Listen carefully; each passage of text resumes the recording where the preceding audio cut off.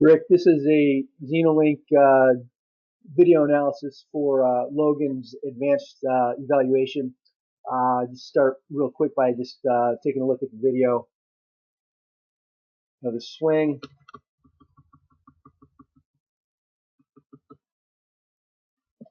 All right, so there's a lot of data, as you know, in this advanced report. So I'm going to focus on the high points, the key elements. As you look through this, you may have questions. We can jump on a call, or we can trade emails to investigate the information further. We'll start with just the power development part of this, the kinetic length, bat speed, acceleration, and the key kinematics that contribute to that part of the swing. And then we'll talk a little bit about some of the newer stuff with the swing plane, tack angle, and launch angle stuff afterwards. So the first part that you'll see is, again, here's just three swings independently, and this is the composite of those three swings. What you see for contact is always going to be over here at 10. What you see is that this is a heavily dominated upper body swing. So right from the get-go, even before the foot is really fully in contact with the ground, upper torso is accelerating and driving the process really without the benefit of the lower body in each case. So you can see as the composite, the lower body kicks in much, much later, about halfway or a little more than halfway into the swing. And it really serves to re-accelerate the torso, which is his primary speed contribution component at impact as well.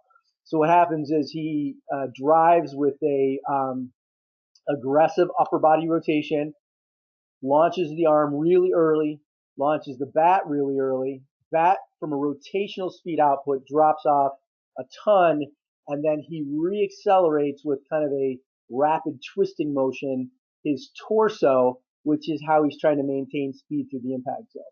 So the key here is that he has very little lower body contribution. And the biggest component to that is that he's not real effective utilizing his front side to stabilize and create front side ground reaction force component on that lead hip. So he's really just kind of jumping onto that front side, the leg straightens immediately, and he just twists his torso around the front leg, as opposed to using the front leg from a stable front side stability component or perspective to drive the lower body, create good separation between the lower body and the upper body, and drive that sequence from the ground up. So his general technique is to jump onto that front side, post on the front side, and just spin his torso, and then kind of fling the bat out there off that torso rotation.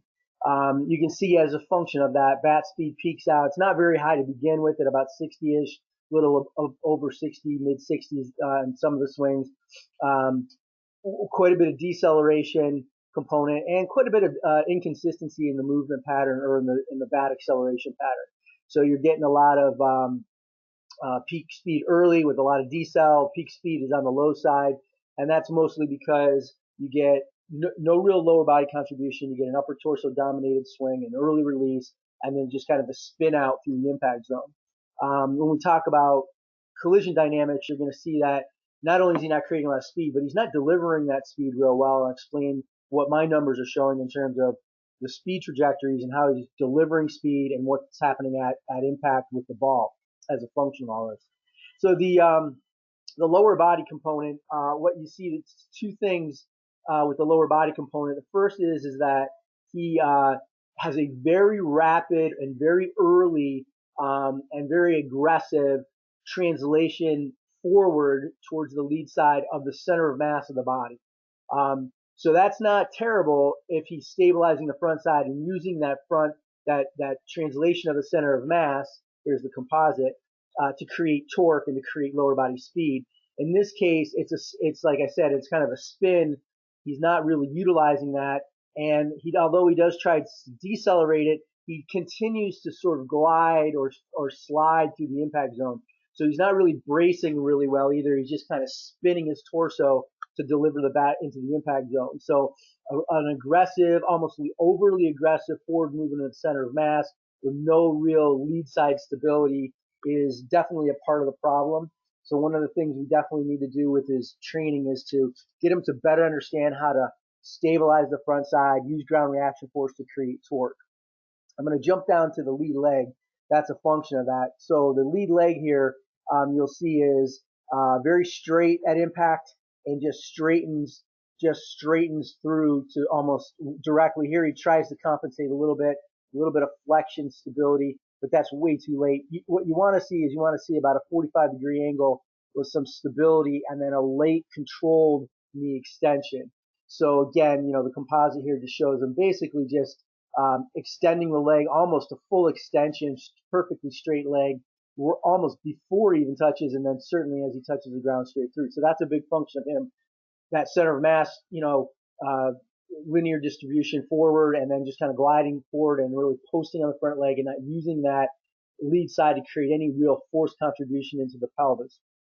So those are some key function or key issues there.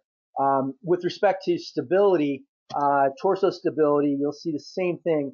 Let's just look at the composite for this one. You're going to see he wants to go into rapid bending, especially at the end. Almost 30 degrees of lateral bend is a very considerable amount of lateral bend. But at the same time, he's just jumping straight into trunk extension. And yeah, honestly, it's pretty rare to see that much trunk extension. He's just leaning back and leaning to the side, to the left side dramatically. So he's very unstable with respect to core posture. A lot of that has to do with how he's moving, but I think a lot of it also has to do with what he's trying to do to produce loft.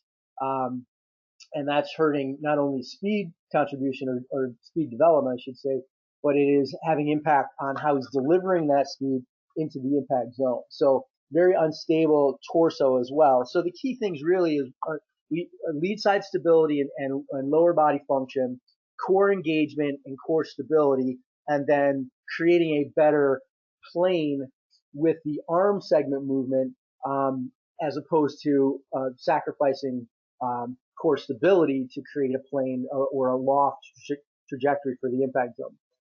Let's skip down here to muscular loading. No core loading here. You can see because of what I told you, there's no real component here. So it's just closing the gap even before impact, and there's no real stretch shorten dynamic at all. There's no real core engagement. Upper body, there is that stretch shorten, and it does occur where we would expect it to occur, but this is just way early. This should all be happening over here, pretty much, right before impact. So he's able to somewhat effectively load the upper body, but it just, from a coordination perspective, it's way too early. The back gets released way too early, and then there's a ton of decel coming off that. All right, so now we're going to look a little bit at the plane numbers. So one of the things that was interesting is he, from an attack angle perspective, his launch characteristics, from my calculations, put him somewhere in an average around 18, 19 degrees of launch angle on the ball. But he's coming in at an average of about 12 degrees of attack angle. Okay. And but there's quite a bit of deviation in there, almost 3.5 degrees of deviation, plus or minus 3.5 degrees, quite a bit. You can see that, this is my launch angle calculation. This is where the bat, right about in here, is where the bat starts to become horizontal, and over here like that, and this is impact. So this is obviously a downward attack, and this is upward. I haven't refined the numbers to have signs to show you what's going on, but you get the idea. There's quite a bit of inconsistency, as I said, in the attack angle in there. But you see, the big thing is how sharp this attack angle change is coming in and coming out. You want it to be a little bit more planed out for a more consistent VSA, more consistent approach to the baseball, and that's going to lend more consistency to the actual attack angle. Here he's just at very last minute laying the bat off and trying to create a launch angle for that ball by trying to manipulate his attack angle at the very end. And he does so by rapidly extending and left bending, but he also does so with a really rapid external rotation, which is not good for control or power. So if we look at this, what I wanted to show you here is this is completely backwards to what it normally is. Normally, the shoulder goes into an external rotation early, which allows the bat plane to be attained earlier and a much more stable VSA and attack angle coming in. So he is what he's doing is he's almost neutral to even tendencies, almost internally rotate, and then through impact, this is where the bat starts to become level. Right before that, he just starts to lay off like crazy and then continue to lay off by externally rotating through the impact zone. He should be internally rotating off of that. So it's completely backwards. And it's creating a lot of inconsistency for the plane, the attack angles, what he's trying to do with respect to collision. Here you'll see again a really unstable VSA pattern where as this starts to happen with the shoulder and the torso leaning back and left bending, he then starts to create a VSA angle, but it's very inconsistent, right? It levels out a little bit after collision, but going into collision, it's very inconsistent. And you can even see how much inconsistency there is as he starts to create the plane, and that is lending itself to, average of 37 VSA, but it's a very inconsistent path to the ball. Okay, let's take a look at what that looks like for a second here if we were to take a look at his video. So look, he's coming in right here. The elbow should be tucked in here, and he should already be going into external rotation and laying the bat off or creating plane with the bat already. Okay, what he has here is he has. Let me get back to my drawing here. He has a very vertical bat and not internally rotated, but a very neutral like external rotation. So that elbow should be down and the arm should be laid off more, and the plane should be creating here. The bat is way back here and very vertical, right? So let's continue to see what we what it looks like as he comes forward. So here, even here, okay, the bat is straight up and his elbow, he's still internally rotated, right? I mean, it's or right about neutral, not quite really internally rotated, but by this, his arms, he should be well on his way to close to 90, almost 100 degrees of external rotation at this point, and the bat should be getting down and plane. The bat's sticking straight up over here, and his elbow is neutral, almost to the point of internal rotation, which is not a good thing, like I said, for power or for wanting to create plane. You can see, look at that, right? Okay, so even here, he should be now already have externally rotated and be starting to internally rotate. He is over internally rotated here, and the bat hasn't come close to getting on plane. So that's what I'm trying to say. So from a plane perspective, so now look, he's externally rotating now, which is completely backwards from what you see high level hitters do. He's now externally rotating the shoulder, leaning back and left bending like crazy to try to get the bat now on the plane to create some loft, right? And what he ends up doing is kind of scooping the bat, and he doesn't have a chance because there's no way for him to lay off that much to get an attack angle. Like if he wants 18 to 20 degrees of launch angle, to have an attack angle that's going to produce that's going to be closer to that 15 to 18 degrees attack angle, there's no way he's going to get there and be consistent about hitting the ball. So what he does is he tends to come in with an average of like 12 degrees, right? But he pinches the ball and sends the ball with and again, and this is my numbers and what I'm looking at, and I'll show you from a speed impact trajectory thing, but the ball basically goes straight off the bat with about a 18 to 20 degree launch angle, but the spin imparted on it is detracting. So these aren't power hits. These aren't hits where the ball is driven. These are fluffy hits. And I would be interested to have seen what the Rapsodo numbers are if you do ball spins, because from what I see based on the trajectories, there'd be a lot of ball spin on these hits. They're fluffy. They're not hard hit balls because of the way he's coming in and generating the attack angle. All right, so that's all that. Hopefully that all makes sense. The big thing is all this attack angle stuff is a function of how he's using his lower body, how he's stabilizing his core, engaging his core, and how he's generating bat path and acceleration of the bat. First, if you can fix lower body movement and core engagement movement, you're going to clean up, I don't know, 50 to 70% of this stuff. And then you can work on upper extremity movement as a function of that process and clean up the rest.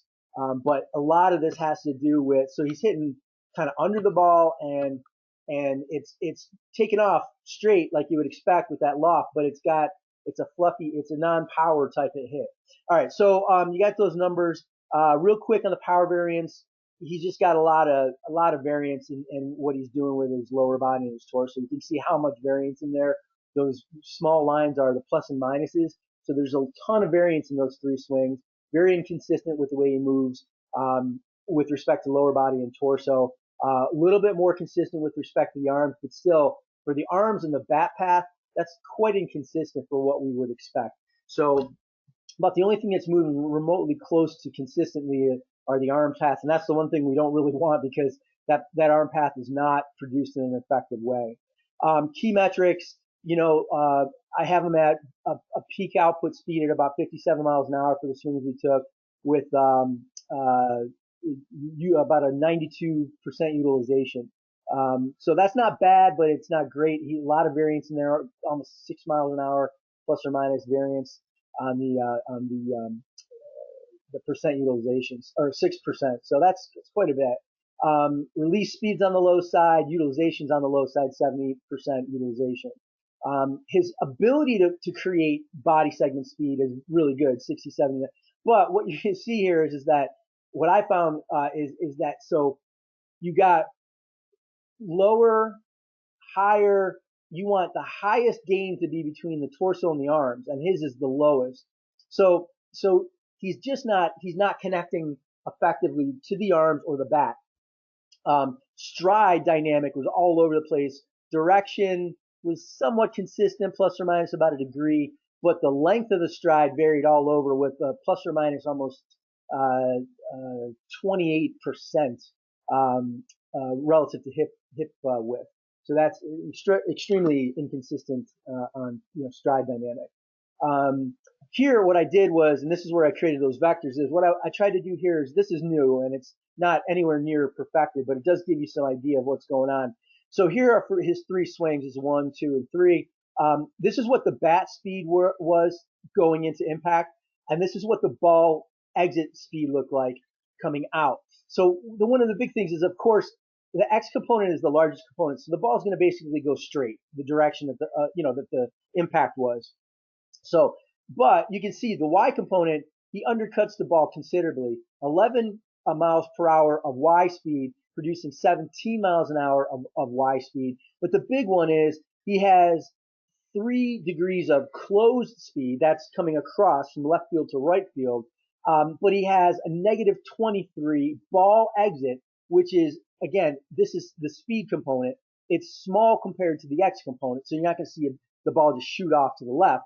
But you see a big left field Y, Z's, right? So that component, what this is telling you is that this given this, the YZ means that he's coming down and across the ball, and the ball, although it takes off, looks like it's a straight hit, it basically has a across the face and downward trajectory, velocity trajectory, which is creating the spin outputs. So again, these are my numbers, but I'm pretty confident, even though I'm just starting to do this and the ball was a little blurry in the one camera, so it's not super exact, but it's still pretty good. And you're going to see that his best hit was this hit, the middle hit, but that's also the one where his launch angle matched up the best. I think it was like 15 or so degrees. This was the worst hit, where virtually where you get a lot less X component, which is a straight component. So these components are going to make it again. The idea would be, if I can try to explain this to you, is and again, if you're looking top down on the ball, he's coming. So again, I'll exaggerate to show you, but he's coming here down, if you can imagine, down into the page and across, right? That's exaggerated. And the ball's component, although the ball starts off basically like the way he's attacking the ball is creating the backspin. So it's a fluffy hit. It's not that 20-degree loft angle or launch angle that I'm calculating is a kind of a fake out, right? Because it's not a hard hit 20, it's a fluffy 20, if that makes sense. Hopefully that makes sense. But anyway, these numbers are new. I'm still refining them, but I think they give you a pretty good idea of what's happening with that bat ball trajectory. So I'll wrap it up for there. Again, what we're going to want to focus on with this training is lead side stability, lower body mechanics, lower body contribution. Then we want to get the core engaged and we want to get the core stabilized, and we want to then work on arm segment movement, especially the trail arm.